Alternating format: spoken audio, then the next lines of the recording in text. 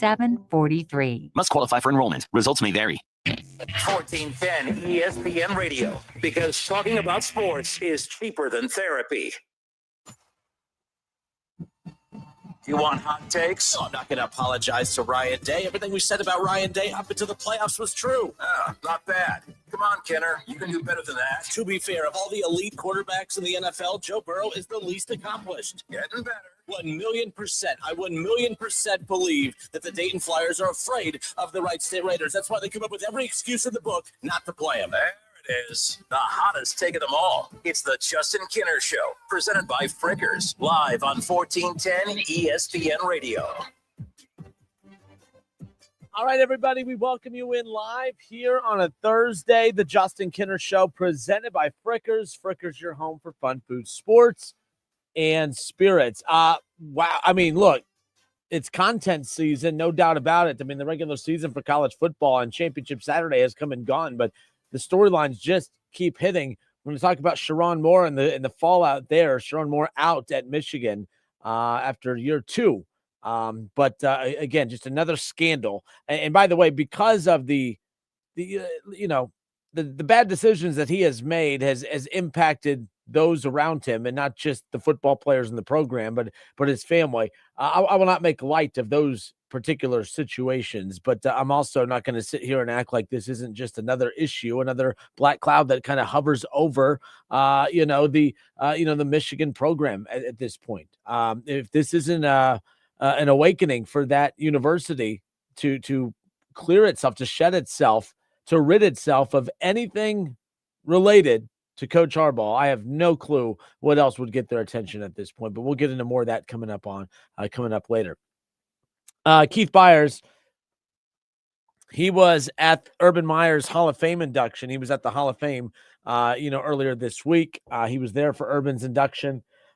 He just flew back in today, so KB is going to pop in with us coming up here just around the corner.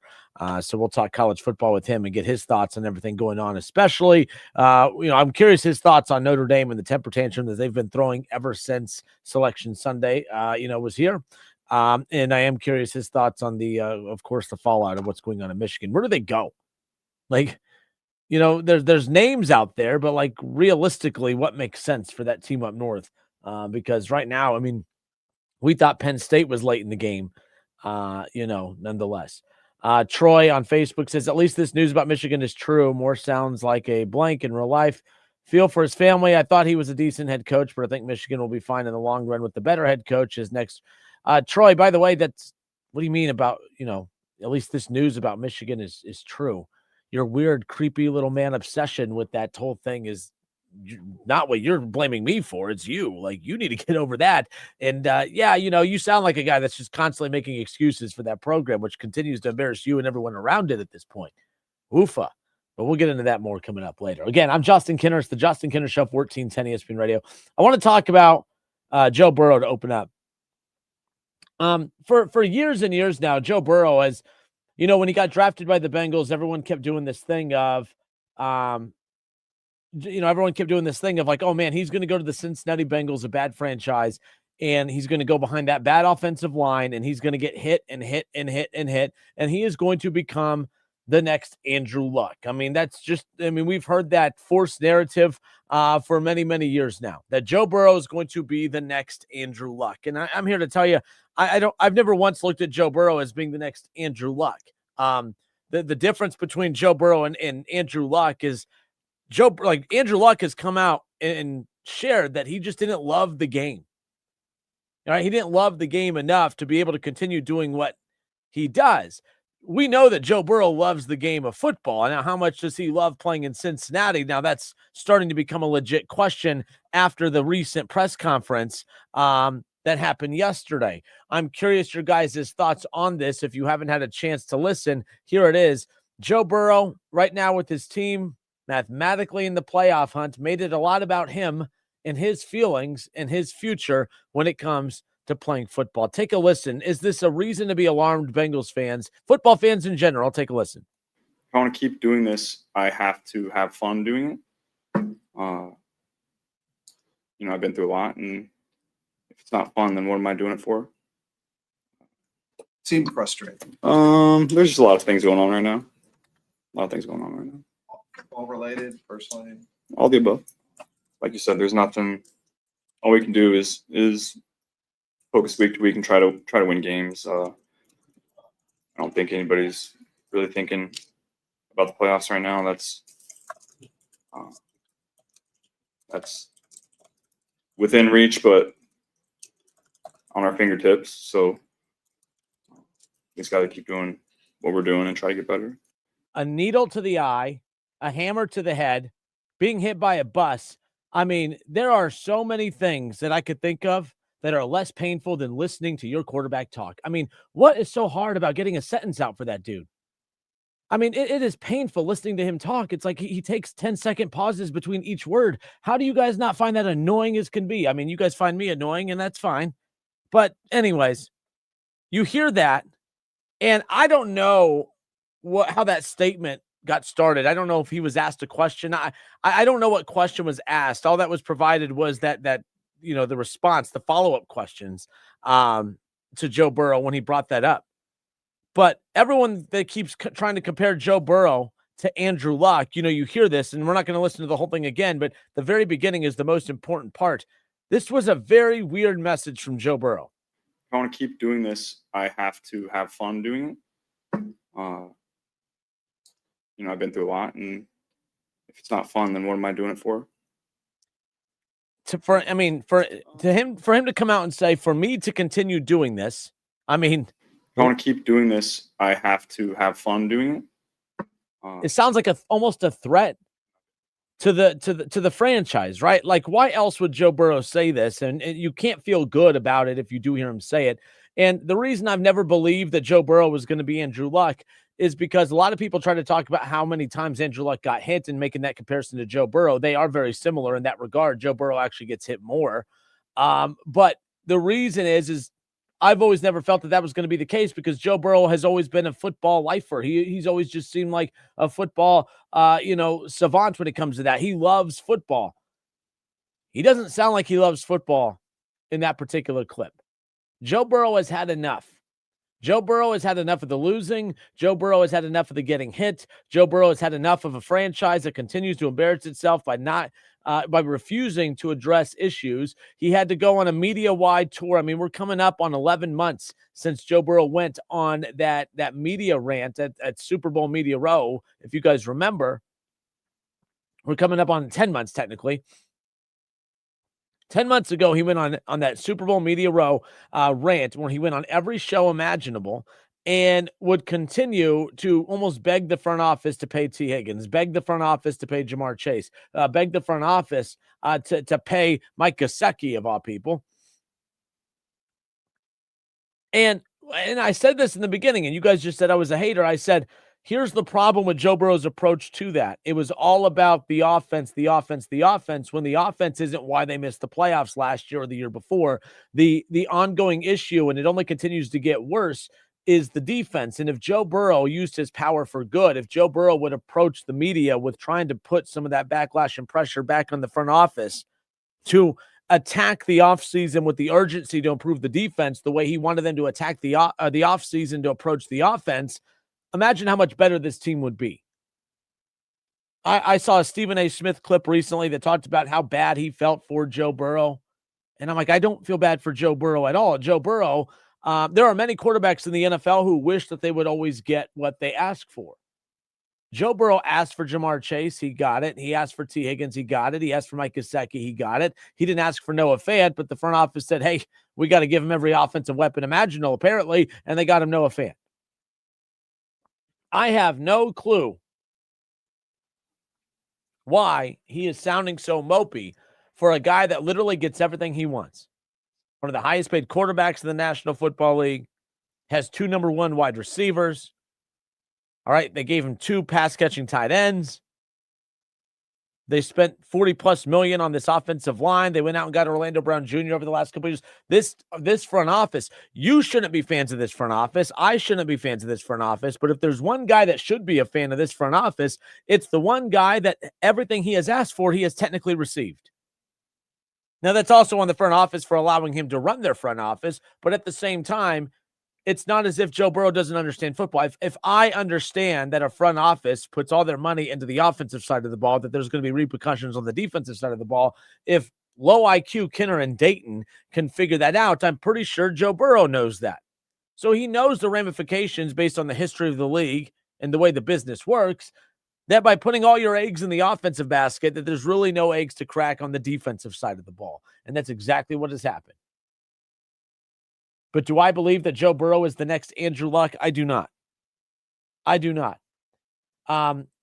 Andrew Luck just said he didn't love he had other interests. There was other passions of his. Joe Burrow doesn't have other passions. He doesn't have other interests. I mean, football is his life.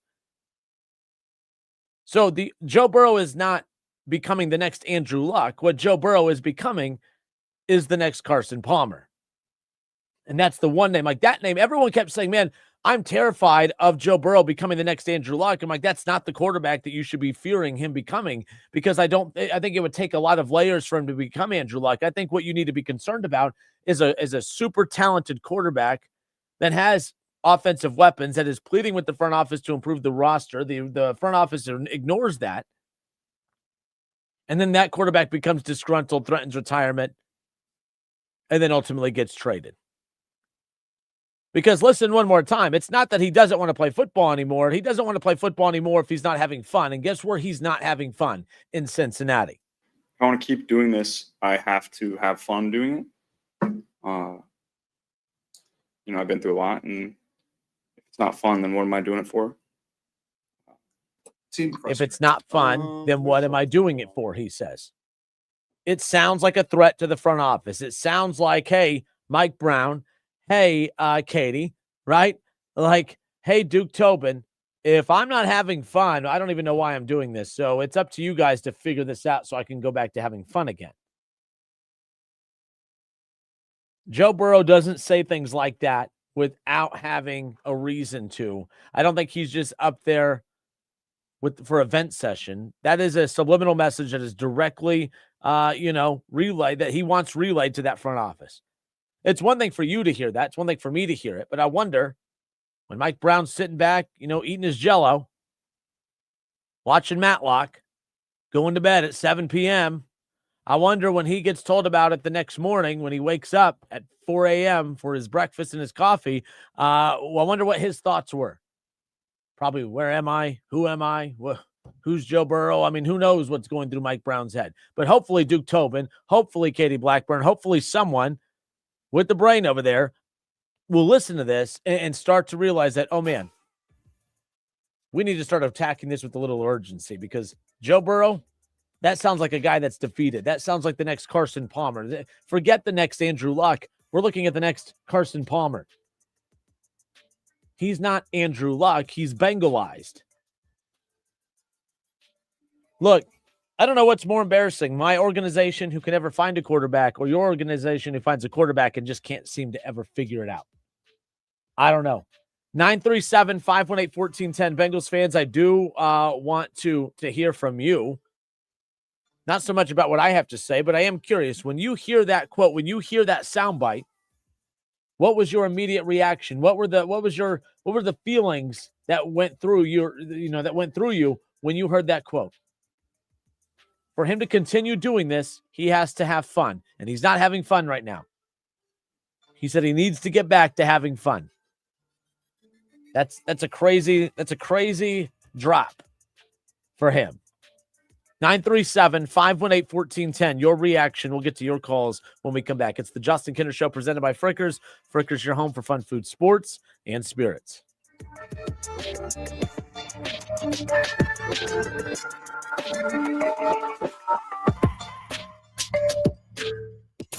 Yeah, of course Kinner relates to Shedeur Sanders. He hasn't taken any first-team reps either. The Justin Kinner Show, 1410 ESPN Radio.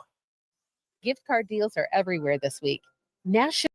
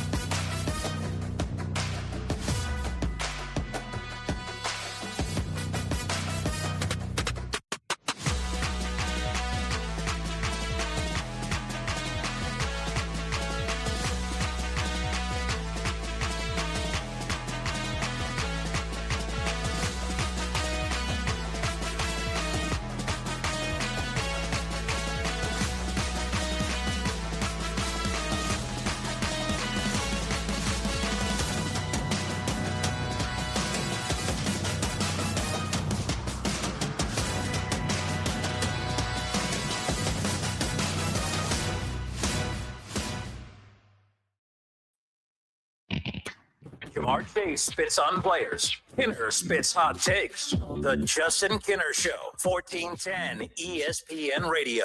Now, back to the Justin Kinner Show on 1410 ESPN Radio and on the stream at wingam.com.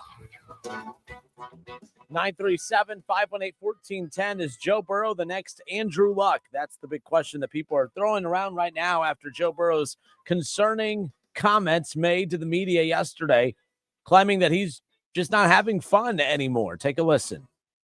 If I keep doing this, I have to have fun doing it. I've been through a lot, and if it's not fun, then what am I doing it for? Seem frustrated. There's just a lot of things going on right now. All related, personally. All the above. Like you said, there's nothing. All we can do is focus week to week and try to win games. I don't think anybody's really thinking about the playoffs right now. That's within reach, but Yeah, I can't listen to him talk. It's painful, guys. I'm sorry. I don't know how you guys hang on every word he says, but my goodness. It's like he's trying to figure out words. He doesn't know how to talk. I have no clue how you guys can listen to anything he says and drool over it. Like, it doesn't make any sense. But for him to also say nobody's thinking about the playoffs, well, that's kind of the problem. That's kind of the problem. Look, he's defeated. He had an injury that was supposed to put him out to guys. If you think about it, the estimated timeline was supposed to be him coming back in mid-December, which is about right now. He came back about a month earlier, or at least was cleared a month earlier than anticipated. He came back on Thanksgiving night, looked very good on Thanksgiving night.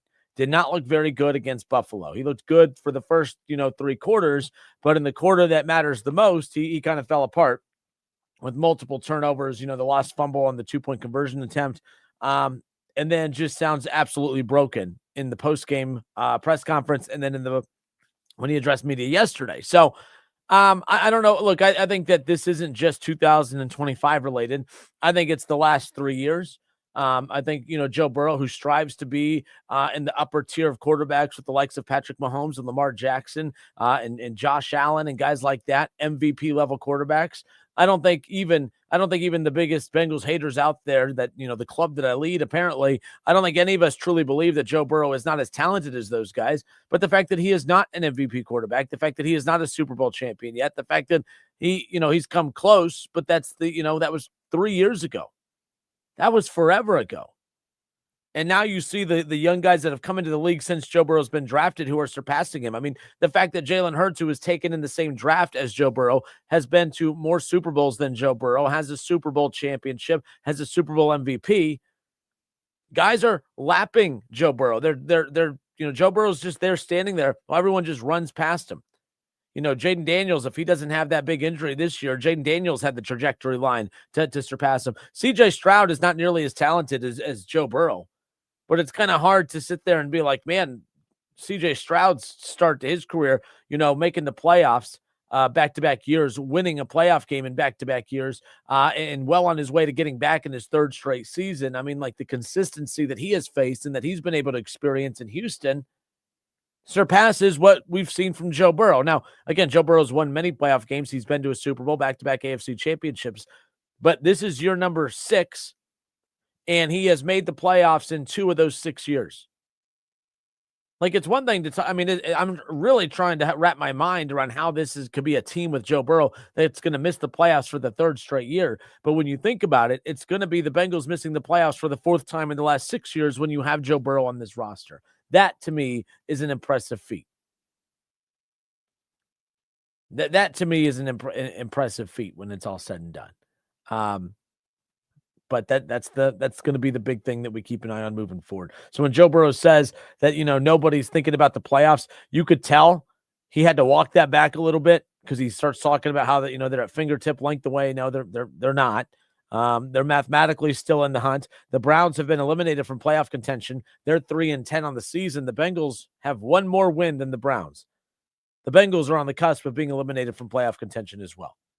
The Bengals are 2 games behind the Ravens for 2nd place in that division, and they are 3 games back of the Steelers for 1st. And they have 4 games remaining.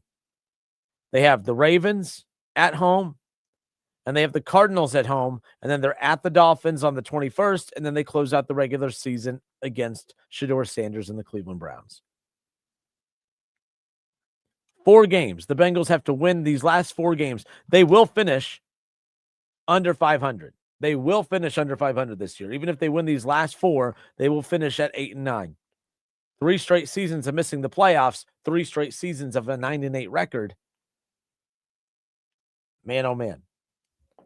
Or at least 2 straight seasons of 9-8, and this would be an 8-9 record. But yeah, you could feel and hear just the defeat in his voice. It's just he's defeated. He's given up, and that's a scary thing if you're a Bengals fan, because you always felt like you had a chance when he's out there.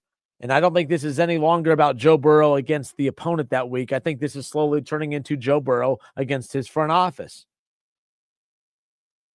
And I stated before, like, the worst thing that can happen for the Bengals, and I said this when it was announced that he was coming back on Thanksgiving, I said the worst thing that can happen for the Bengals is Joe Burrow coming back and them starting to win games. If the Bengals finish this season at 9-8 for the 3rd straight season, okay, that's where the front office would sit back and say, well, we were 2-0 when Joe Burrow played the first 2 games of the season. We lost a lot of games when he was out, and then he comes back, and then we win 5 of our last 6. I mean, that means we won 7 of 8 games with Joe Burrow at quarterback. I'd say that, hey, as long as we have Joe Burrow, we're going to have a chance to win games and make the playoffs. That's a dangerous thing for that front office. You don't want to give them any built-in excuses to not be aggressive in the offseason. I mean, you think about the 2 professional teams in Cincinnati right now. They both have a generational star. The Reds have Elly Cruz in a short window of time to compete with him. The Bengals have had Joe Burrow for 6 years now, and outside of that Super Bowl appearance, which isn't a small thing by any means, but it was long ago, and they have definitively gotten worse and worse and worse since then, with no signs of getting back to that. There's nothing you could trust. This team doesn't draft well. They don't sign free agents well. They don't develop. So I'm looking at the Reds and the Bengals. I'm like, okay, which of these 2 is wasting their star player more? I think we need to see one more season of the Reds to be able to make an equal comparison of who's wasting who more. But it's really hard to say it's not the Bengals when you talk about the fact that you've had Joe Burrow for 6 years, and this is about to be the 4th time you've missed the playoffs in that span. Most people dream of getting their franchise quarterback because at the very least, I mean, you're going to make the playoffs 80 to 90% of the time that individual is there. I mean, and look, you're not going to make it every year. The Chiefs are knocking on the door with Patrick Mahomes, who many have said is the best quarterback ever, right? Surpassing Tom Brady. They're going to miss the playoffs this year. The Ravens with Lamar Jackson going to probably miss the playoffs this year. Really good quarterbacks are going to miss the playoffs this year. But, I mean, it's a crazy thing to think of that when the playoffs kick off here in a month, that there could be no Joe Burrow, no Lamar Jackson, no Patrick Mahomes. And Mac Jones will have a chance to move up that list. I never finished that point earlier. My point earlier was that, man, when you think about it, it looked like it was a Joe Burrow, Lamar Jackson, Patrick Mahomes NFL with all the other quarterbacks filling in. But then all of a sudden, you get Jalen Hurts in there with the Super Bowl MVP.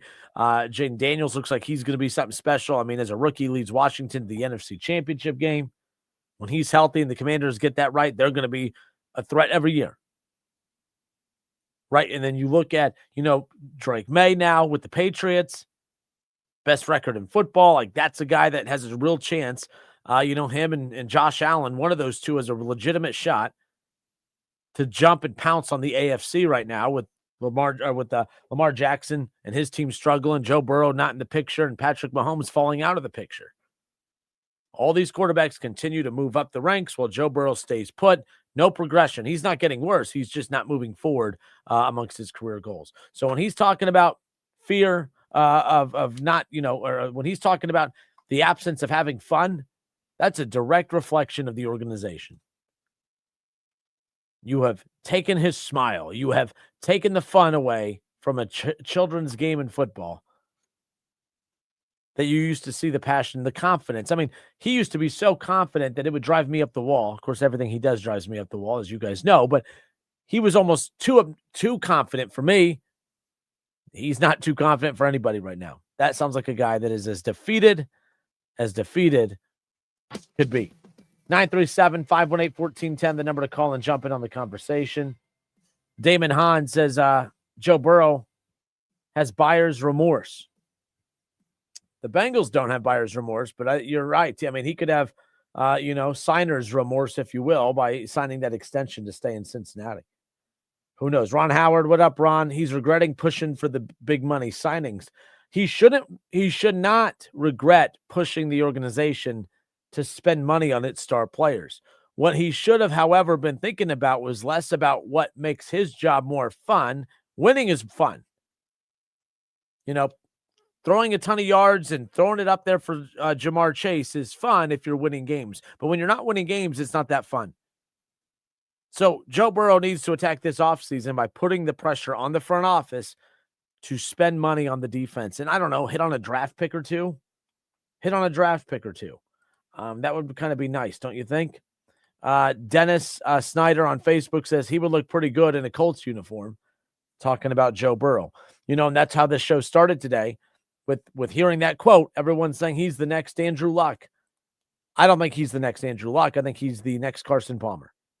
He's the next Bengalized quarterback, the next quarterback that has all the talent in the world, that is tired of the way this front office operates, tired of underachieving, and tired of not accomplishing what he knows and what we all know that this team is technically capable of accomplishing if the front office can get out of their own way.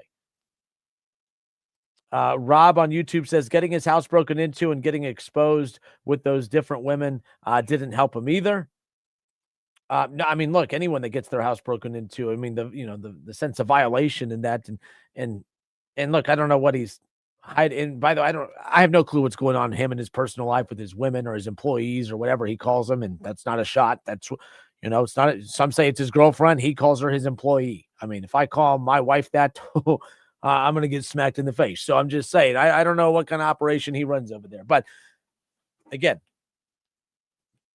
we all have stuff going on in our lives, and we have a lot more stressful and a lot less fun jobs to go to help balance out our stress and work life. Oh man, I'm having personal issues and I'm playing football, making $55 million a year. Everyone feels sorry for me. I don't. Go win football games. Go beg your front office to get a defense. Do that. Go back to having fun, and you go back to being happy. It's as simple as that. I'm Justin Kinner. It's the Justin Kinner Show, 1410 ESPN Radio, 937-518-1410. Let's, Sharon Moore fired, no longer the head coach for that team up north. And of course, it's not just a simple firing. I mean, he did get fired with cause, of course, but it's the stuff that went on for the remainder of the night that has everybody a little uncomfortable talking about everything that's kind of going on about this situation. Just another scandal. It keeps getting worse and worse and worse for that team up north. And this is just one of many issues that program is facing at the moment. We'll be right back. It's the Justin Kinner Show presented by Frickers.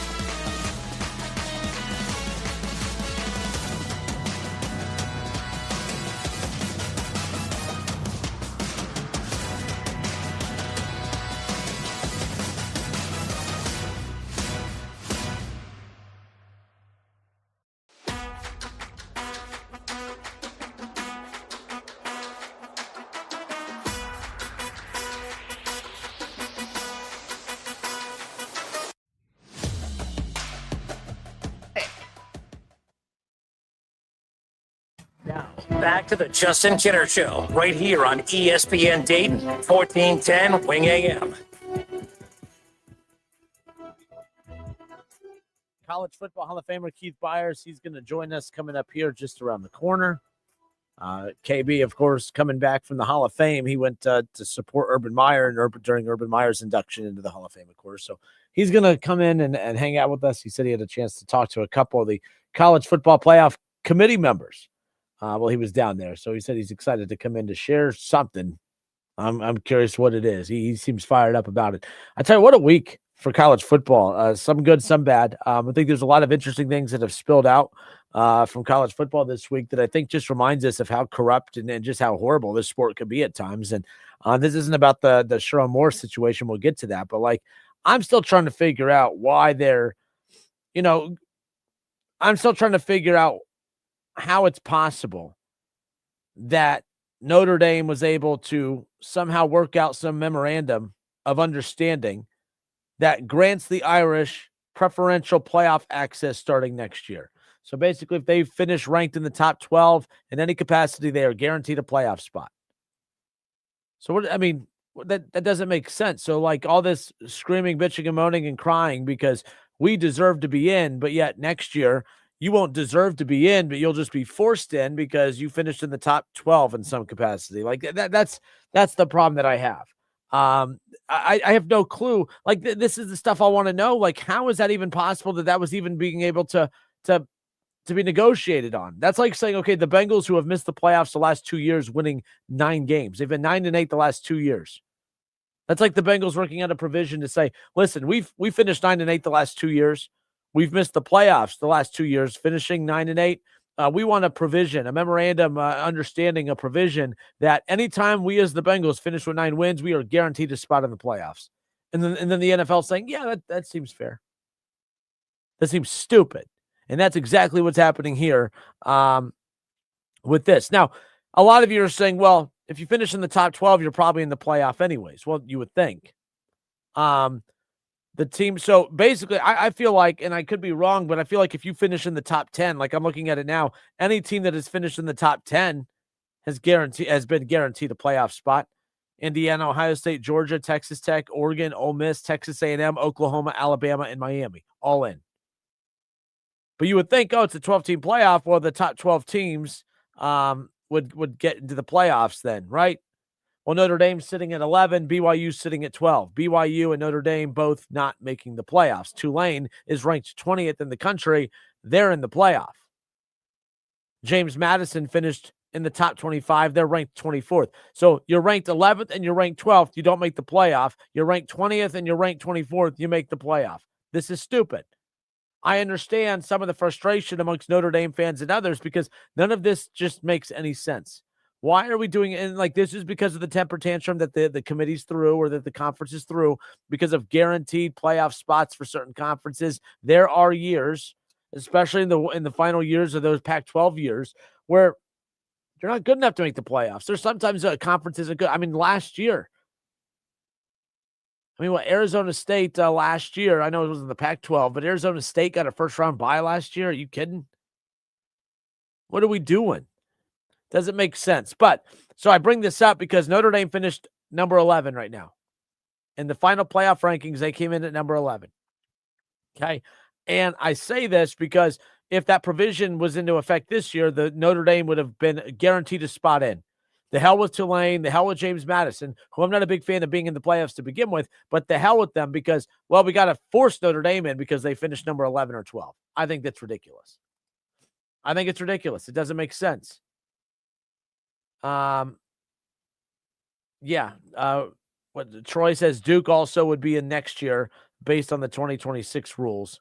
And I do agree. Jason Fitz, we had him on yesterday. And the one thing he said too is what every conference needs to do is just do a better job of trying to figure out what your tiebreakers are and aligning those correctly to guarantee you that you get your best teams in there. Miami should have been in the ACC championship game, but they weren't. Duke was.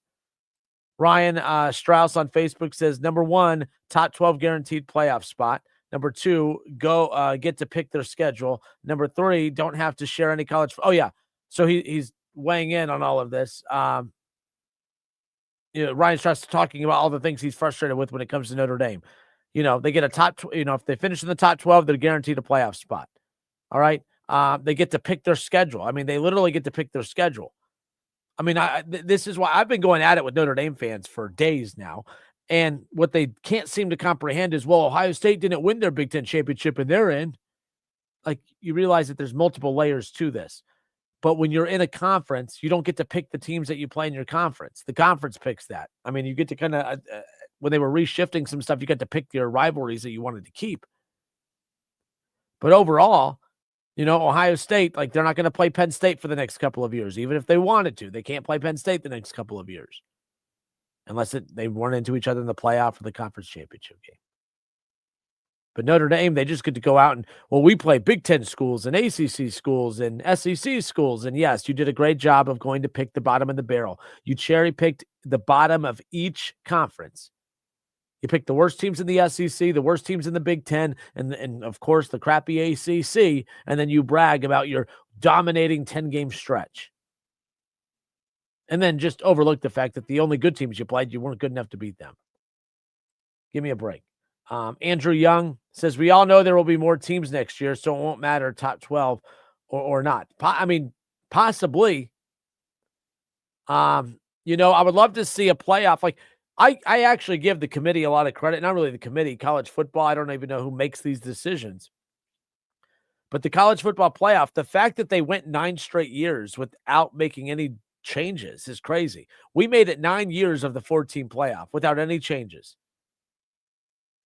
That's pretty dang impressive, if you ask me, considering they already made drastic changes after year 1 of the playoff. I would be really annoyed if, we can't keep changing the playoff every time one of these entitled, snobby-ass teams doesn't get their way. Oh, Notre Dame didn't get their way, so we have to make a change for next year's playoff. Next year, there'll be some other team that misses it, and we'll have to make a change for that team. Alabama didn't make it last year. Heaven forbid Alabama missed the playoffs 2 straight years. So we have to stop, not we, but the committee has to stop bowing down to these programs.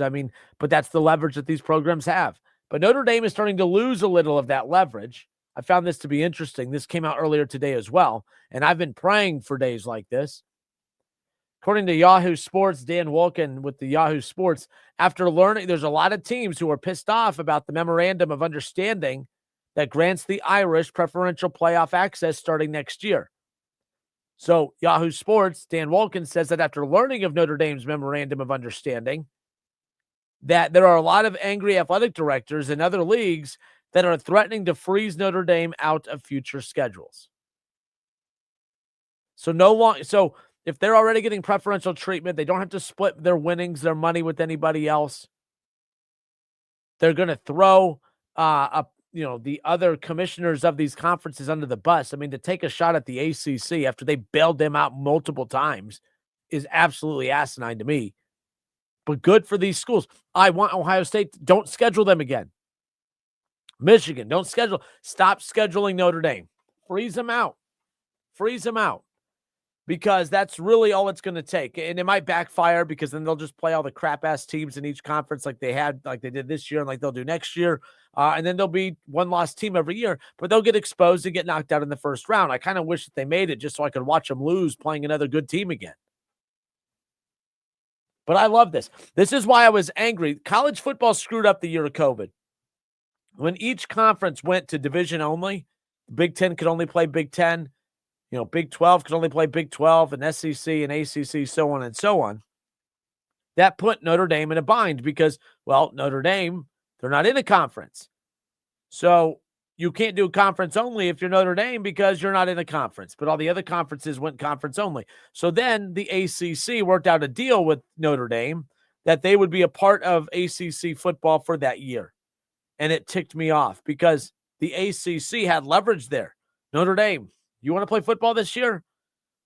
That was like the ACC isn't very good, but that was the one time that they had leverage to look at Notre Dame and say, if you don't sign into our conference, if you don't join our conference, you're just not going to have a season in 2020. And if you're willing to sit out a whole season, more power to you. But if you really want to play, which I know you do, you need to join our conference, and we'll let you join our conference, but you need to sign for multiple years. And the ACC let them off the hook. The ACC got 1 year with them, and that's it. And when that happened, that was the prime opportunity right there to strong-arm Notre Dame. But Notre Dame, they have smart people in their athletics department, and they outsmarted the dumb ACC. So the ACC screwed that up. The ACC screwed that up. A lot of those conferences did. They should have approached Notre Dame and said, we'll let you in our conference so you can play conference games this year. But if you do not, but the only way to do that is you need to sign on for X amount of years, not 1 year. Not 1 year. And that's ultimately what happened when it was all said and done. Rob Panel on YouTube says, let's see if they can't make 12 next season. What would be said then? I mean, I'm all about the chaos. I'm all about the chaos as far as that goes, as far as what does Notre Dame, have next season from a football schedule standpoint. Notre Dame next year, they'll be playing. I mean, the schedule next year for Notre Dame, guys, it's embarrassing. They're going to play at Lambeau Field against Wisconsin. I mean, Luke Fickell's been horrible at Wisconsin. Wisconsin's horrible. They're going to play the Rice Owls. Ooh, that's at home. They're going to play Michigan State at home. They're going to play Purdue at home. With all these coaching changes, I can't believe Bill Belichick, of all people, kept his job. But Bill Belichick in North Carolina will welcome in Notre Dame next year. Navy, they will play the Hurricanes at home. Boston College, real challenge there. SMU, Syracuse, Stanford, USC, they're probably going to lose that one. Like, this is one of those things where that schedule is so bad next year that it almost makes Miami a must-win. This could be, they could find themselves next year in the same boat where they're going to have 2 losses.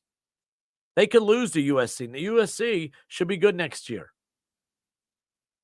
Miami could be solid. But if Miami regresses and takes a major step back and they're not very good, you're just going to beat up on a bunch of nobodies. North Carolina, Purdue, Michigan State, the Rice Owls, Boston College, Syracuse.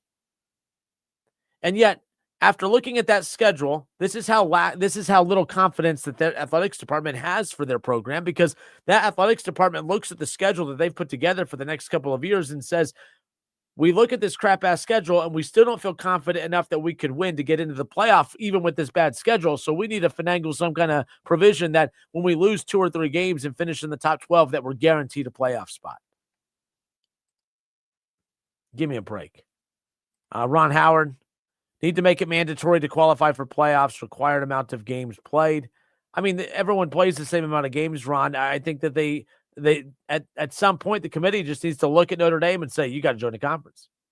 You got to join the conference. Well, they don't need to join the conference. Well, they may need to.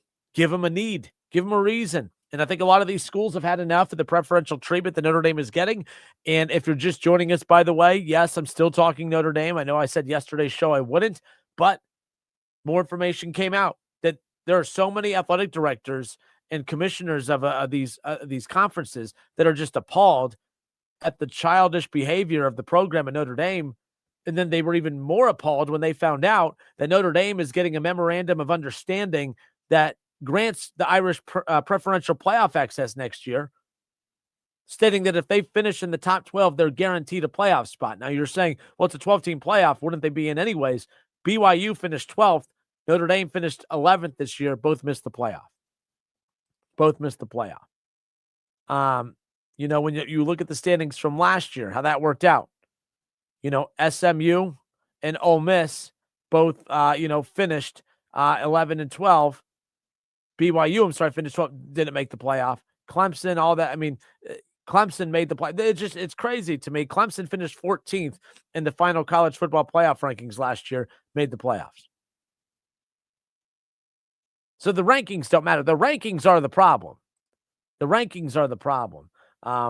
Because imagine if the NCAA tournament came out and said March Madness rankings, because you have the AP top 25. That's what we pay attention to. In college basketball, it's just the AP rankings.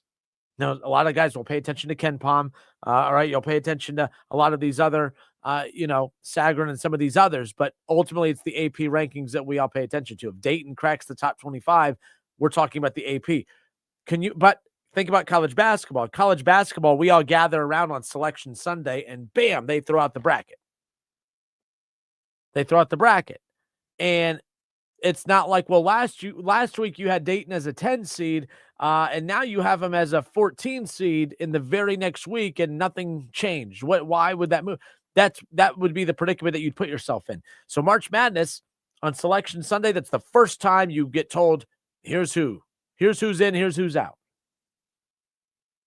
Imagine if March Madness did a March Madness rankings 4 weeks out from Selection Sunday before you even get to conference championship week. That would create a whole other level of chaos, and that's what's happened.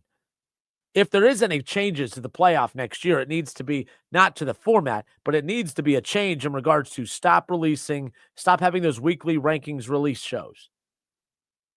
Let the AP put out their ranking each week, just like college basketball, and then we'll all gather on Selection Sunday and I'll be surprised. Now, knowing the way the crybabies at Notre Dame operate, they'll probably still find ways to complain and bitch, moan, and complain and do all the stuff that they've been doing all week. All right. I'm Justin Kinner. It's the Justin Kinner Show, 1410 ESPN Radio, 937-518-1410. Hour number 2, Keith Byers joins us next.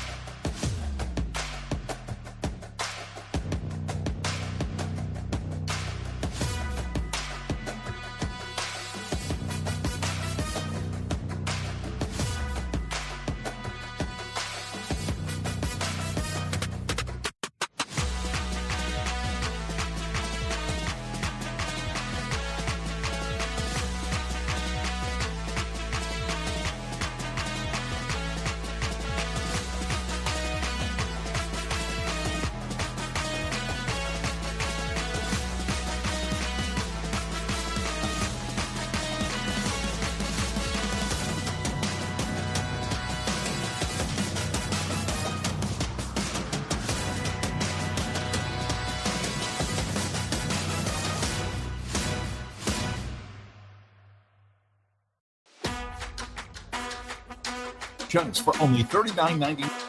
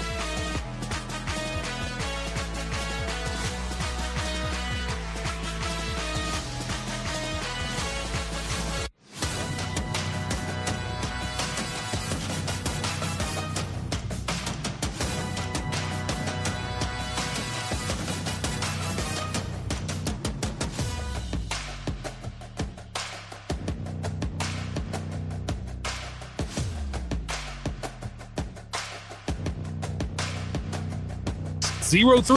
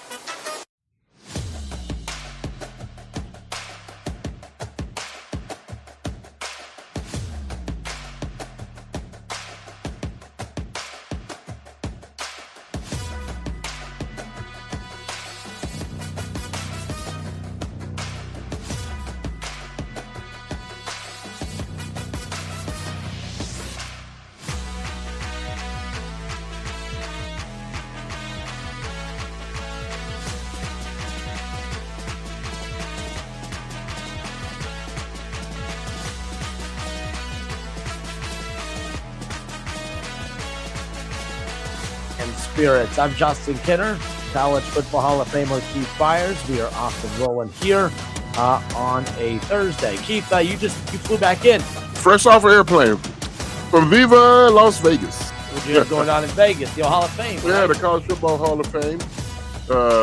Another Buckeye went in. Last year, Chris Ward went in as a player. This year, Urban Meyer goes in as a coach. And I'm saying he's going in as a Buckeye, even though it was some Utah people there, Bowling Green, and some Florida, but it was clearly a Buckeye night for Urban Meyer. Yeah, got a chance to spend some time with Ross Brook, Archie Griffin, of course, and so it was good to be at the dinner and see Michael Vick. Got a chance to congratulate him, and he was surprised to see me. He saw my wife earlier that day in the store. And on my social media, I posted a couple of pictures. And one of my guys said, "Man, no Nick Saban?" I said, "He was there." Oh, you don't take a picture with Nick Saban? I don't want a picture with Nick Saban. Fair Nick enough. Saban was sitting on the dais. Is Urban Meyer to his left, Michael Vick to his right. So I went to Urban. "Hey, Coach, how you doing?" "Excuse me." "Hey, Vic, what's up, Mike?" So I don't really have much to say to Nick Saban. I don't dislike him. It's just not one of my guys. And Fair enough. there it is. So it wasn't no disrespect. But the guy who asked me about is an Alabama fan. So, so he's not going to get no pictures with me and Nick Saban unless I surprise him next year. But I did see Barry Switzer. Barry Switzer, I was got to spend a little time with him. And I had to tell him, I got a cousin who lives in Georgia. And he's a diehard Oklahoma Sooner. He lives in Georgia, but he's an Oklahoma Sooner fan. Not a Buckeye. I'm his first cousin, but so that was good. It was a great night. They College Football Hall of Fame, the National Football Foundation. They do a tremendous job of that dinner. So it is good to be able to go out there and support, and to be there and play some golf. While I was out there, that also helps. And I got to see one of my teammates from the past, Randall Cunningham. I saw you post that. Yeah, I mean, I hadn't seen Randall in a couple of years. We talk all the time on the phone, but I was in Vegas in the spring, and Randall's a pastor now. He's got his own church, and I was going to surprise him. Then the last minute said, "No, just call Randall, tell him you're coming." And he was out of town that weekend, so I didn't get to hear. I was like, "Oh, it would have been a surprise." Jesus, Yeah, so I went by his church on Monday, and we went to dinner, and it's good to to catch up with my teammate. He's a great friend of mine, and time and distance, sometimes keeps us separated, but we are forever linked, and it's like we was back in the locker room. Monday night we were sitting there, cracking jokes on each other and over dinner, just having a good time. So it's a good fellowship. So one of the things that the College Football Foundation, they don't come out and say, is that it's a little political, because they try to spread around. They got to cover 136 Division I programs and Division II, and so it's one of those big dinners. Oh, I think you were talking like Trump or talking like Kamala. I didn't know you know Biden. I didn't know. No, not that political. Not oh, political. okay. Whereas with political, where Keith. it would be every week. I mean, not every year. Yeah. It'll be which Buckeye is going in, which somebody from Alabama, because their numbers don't get better or worse. USC. Yeah. I mean, so we have a lot of guys, Buckeyes that will someday make the College Football Hall of Fame, but otherwise we can't get them all in the same year. So we didn't get a player in 25. We got one in 24, coach in 25. So I'm expecting, a player, when the ballots and the voting comes out in 26. And if we don't get one in 26, we'll certainly have one in 27. I mean, you just think of all the great Buckeyes. What are the prerequisites? You have to be first-team All-American. And so that hurts some of our previous quarterbacks in the future who weren't first-team All-American but were first-round draft picks, like C.J. Stroud, Justin Fields, just to name a few.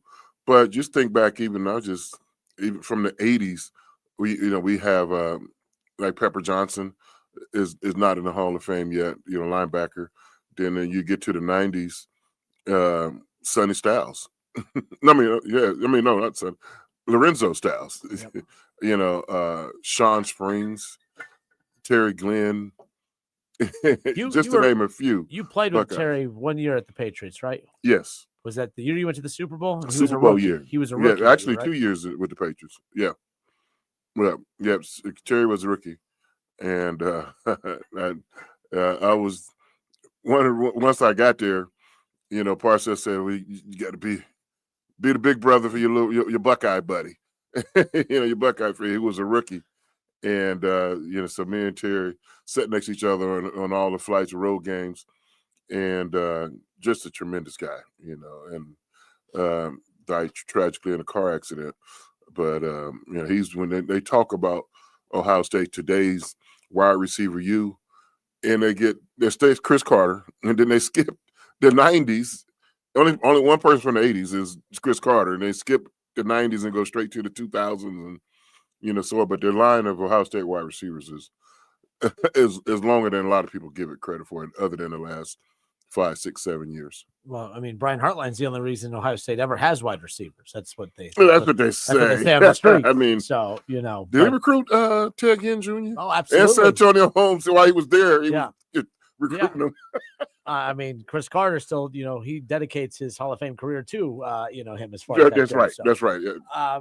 No, so all week while you were gone, I mean, we'll get into the Michigan side coming up in a moment, but all week I have been battling Notre Dame fans.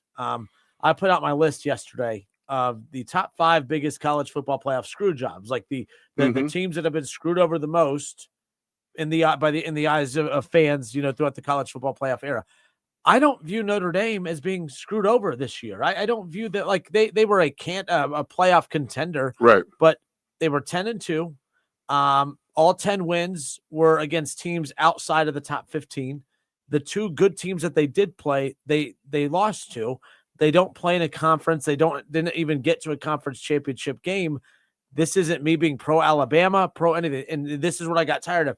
Well, what about Alabama? What about I'm like, it's not about them. It's about your resume. Yeah, Your resume. stay on topic. Yeah. We're talking about Notre Dame right now. Because we could bury Alabama, but Alabama went to Georgia and has a win at Georgia. They have a win against Vanderbilt. They have top 25 wins. They have 3 losses. I'm not dismissing that, but they had a balance of results, good and bad. You just have bad. You don't have good results. You beat up on bad teams. That doesn't get you anywhere when it comes to the resume for playoffs. No, I totally agree. I mean, Alabama has 3 losses in 13 games. Notre Dame has 2 losses in 12 games. Play a 13th game and see if you win or lose that particular game if you want to try to get into the Alabama thing. But go back to Notre Dame. Notre Dame, you're kind of setting yourself up for failure when you're not in a conference. You know, you need to join a conference. You're, ACC light. You know, all your other sports are at ACC. You know, your basketball team is an ACC, your softball team and our baseball team. But the football team, we're going to hold back on this because we want to keep all the money, because that big money that football generates. And one of my things, when in doubt, follow the money. But it makes sense, but it don't, it makes Notre Dame sense. Yeah. It doesn't make everybody else football sense. So when it comes down to this, and if I'm Notre Dame, I would have listened to what Keith Byers said in September when they start 0-2. When Notre Dame started 0-2, I told you, man, it's going to be hard for them to make the playoffs. I see 3 things that has to happen for Notre Dame to have a chance to make the playoffs. After starting 0-2, I said they got to run the table. They got to go 10-2, which they did. They ran the table. They need Texas A&M, who beat them on the last play of the game, to win the SEC. That did not happen. They needed Miami, who they lost to win the ACC. That didn't happen. That would have at least helped strengthen. Yeah. They said we lost to 2 conference champions. And one other Hail Mary I tried to throw them was USC needed to win the Big Ten. That didn't happen. Because then the rest of their games on the schedule, because that's their best quality win, is against USC. Yep. Notre Dame, what are you talking about? USC finished, 4th in the Big Ten? You don't have any big time wins other than USC, who finished 4th. Your resume is simply not strong enough. If you was in a conference, if they was in the ACC, I gotta believe they would have. I'm not looking at it right now. I have to think they would have qualified for the championship game. Yes, they would. Yeah, they would have qualified because it was Duke and Virginia. It would have been Duke and, I don't know if they would have qualified. Yeah, they would have been. It would have been Duke and Notre Dame, because Notre Dame lost in a non-conference game. Other than Texas A&M was a non-conference. So I'm pulling that up now just to get a better view of it. But yeah, no, it would have been Miami. It would have been a rematch. Probably would have been Miami and Virginia, or Miami and Notre Dame. Yeah, but the problem is, and a lot of people were criticizing the ACC, which not from a Notre Dame perspective, but they didn't even put their best foot forward as far as putting their best teams in there. Luckily, they got Miami in, but Miami should have been in the ACC championship game, but because of the tiebreaker, it didn't result in that. Miami's the best team in the ACC, and they didn't even play in their ACC championship because of the mathematical tiebreakers that excluded them. Miami, a 2-loss team or whatever, but Virginia 10-3. They're a 3-loss team as well. You talked about Duke. I mean, they won that tiebreaker in there. But yeah, like all of that, just a mess. Just a complete mess. They need to find a way to get the best, your best teams into that championship game. And, we saw that this year with the Big Ten. Yeah, we did see that this year with the Big Ten. I mean, if you're an Oregon fan, you were happy that you weren't in that game, because you still, only thing that hurt Oregon is they weren't eligible to get a bye. Yeah. So they didn't get a bye, but they definitely made the playoffs. So that was good. And then, the Big Ten, came down to 2 teams that would, I commend the committee for not dropping either one of them below 2, and emotionally, I said they need to go down to the loser needs to go to 3. I was upset at my Buckeyes. Georgia I had 2. Georgia number 2 on my ballot and Buckeyes 3. But I've taken a couple of days to think about it. It was right. It was a 3-point loss, in a semi-neutral, facility. Yeah, it was a good game. It was a good game. Didn't go our way. Indiana was a better team that night. They won, and that's why they remained. They got to move up to number one, and we just flip-flopped. We were number two. Yeah, so I give the committee credit for that. And Notre Dame fans were trying to take shots at Ohio State, and I said, look, I don't think their schedule was that great, but they did put Texas in their non-con, and non-con is something that you play in. Which was the SEC. Yeah. Notre Dame's SEC opponent was A&M. They lost. The Buckeyes won. So I said, okay, you beat Texas in the non-con. As a Buckeye fan, I'm not going to do the homer thing and talk about how tough the schedule was this year. Ended up not. Washington wasn't as good as we thought. Penn State took some step back. But they were ranked teams when we played them. Yeah, but then not Penn State, but Washington was. Yeah. But I said, you beat Michigan and you beat Texas. And you were undefeated, and you were in your Big Ten championship game, and your only loss was by 3 to now the number 1 team in the country. I don't think Notre Dame fans are making the point that they think that they're making. They're only making our point even stronger as far as that goes. My big problem with it all, though, was the temper tantrum that was thrown after. You're allowed to be upset. Be upset that you didn't make the playoff. But then to just say, well, we're not going to play in our bowl game. Take my ball and go home. That's a problem. And I don't think that's a full Marcus Freeman decision, but I'm also disappointed that he Marcus Freeman had no part of that decision. If he'd get some pushback, he'd have been out. He'd be sitting next to Sharon Moore right now. Or he'd be replacing Sharon Moore. Right, maybe, yeah. Unbelievable. But if you're a player, you back to your playing days, you're bummed if you don't make the playoff. No, the playoff wasn't around when you played, but if you're mad that you didn't make the playoff, but your coach came in and said, guys, no, we didn't make the playoff. This sucks. We're so mad. We're just not even going to play in a bowl game. What would your response as a player be? You'd have a problem with that, right? I have a big problem. You want to play in bowl games. You don't want to be one of the y'all don't even make a bowl. Yes, I mean, and really the powers that be at Notre Dame are penalizing, the team. What about some of those seniors that this is their last hurrah? If I know that was going to be my last game, I would have approached it differently. They're going to still get the same maximum effort, but to get, shortchanged on your last time of playing a college football game, that's just asinine. My last game as a collegian was in the Citrus Bowl against BYU. I had a broken foot. I knew that was my last game I was ever going to play with Ohio State. And I said, I got to put this jersey on one more time. I'm going to play till I can't play no more. Hopefully I make 4 quarters. I didn't make a quarter. But, I stepped out there. I got to, wear the scarlet and gray one more time. Bad foot and all.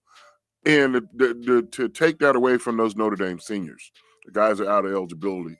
It was like, wait a minute, I thought I had one more game. We didn't get the playoffs. But I certainly was going to, play in the bowl game. No. And that's just terrible. And the decision hurts today, but it's going to hurt even more 5 years, 10 years, 20 years down the line for those players who didn't get to play in their last game. Look, it's been 40 years since my last Ohio State game. Yet you see how quickly I remember that.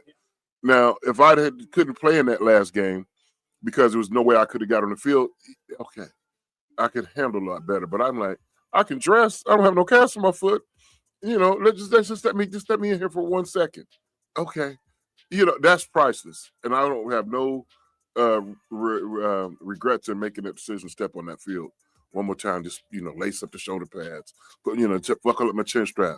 Because, you represent your school, is with all you got. And to rob those players from Notre Dame that opportunity, I think president on down and the board of trustees on down, that's just terrible. So Marcus has no say in that. And, I'm just saying, by the time he got to the head football coach, them decisions were been made.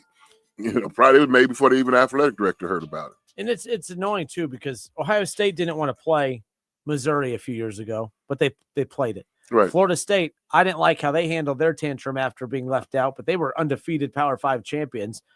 They still played in their bowl game, and they went and got their behinds kicked, but they knew they were going to get their behinds kicked. All their players basically opted out, but they still played anyways. Like, that's what you do. I thought this was a temper tantrum. I talked about one phase. I talked about the seniors. What about the freshmen, the incomers? They need some experience. Practice time. It doesn't go against their eligibility. It doesn't go against their. You got to see what you got. Put those guys in the game. So that was just a poor decision, by Notre Dame. And then what about the host city? They would have went to the Pop-Tart game? Pop-Tart Bowl, yep. In Orlando. They like, oh man, we didn't. They're hoping, we want to sell our tickets too. Notre Dame is going to bring a lot of bodies to the game, whether it's a non-playoff game or not. People want to see Notre Dame. I mean, against BYU. Against BYU, they mad that wait a minute, BYU is ranked ahead of us too. Yeah, y'all BYU is the first out. You're the second out. Go out there and dominate. You didn't dominate your last 10 games. Go in, if I'm BYU, I'm like, hey, we only lost 2 games to the same team. They should be the ones hollering at Alabama or any other team that's on the fringe. Yet they aren't. Do like Ohio State and Indiana did. Go win all 12 games and then qualify for the playoffs. Notre Dame, my decision is still the same. Join a conference, and all the other conferences boycott Notre Dame until they join the conference. I wouldn't even play them. So Purdue need to take them off their schedule. Pittsburgh need to take them off their schedule. North Carolina State, who are the teams they play from the ACC, take them off. Miami, don't play them anymore until they join the conference. And now, if you're the ACC, will you take Notre Dame? Where they just badmouth you? It said, I'm not going to forget this one alone. This stings. I'm going to remember this. Because, I don't know if I want you. Because they defended a team that's actually in their conference versus a team that just is pretending to be in their conference. It's, they're like a friends with benefits. They're not married. Yeah. They're just their friends. Exactly. And it ain't beneficial to them no more. No. So there you go. Justin Kinner, Keith Byers, 1410 ESPN Radio. Not the only big topic and storyline in college football. That team up north looking for a new head coach. What in the world happened? We'll discuss when we come back.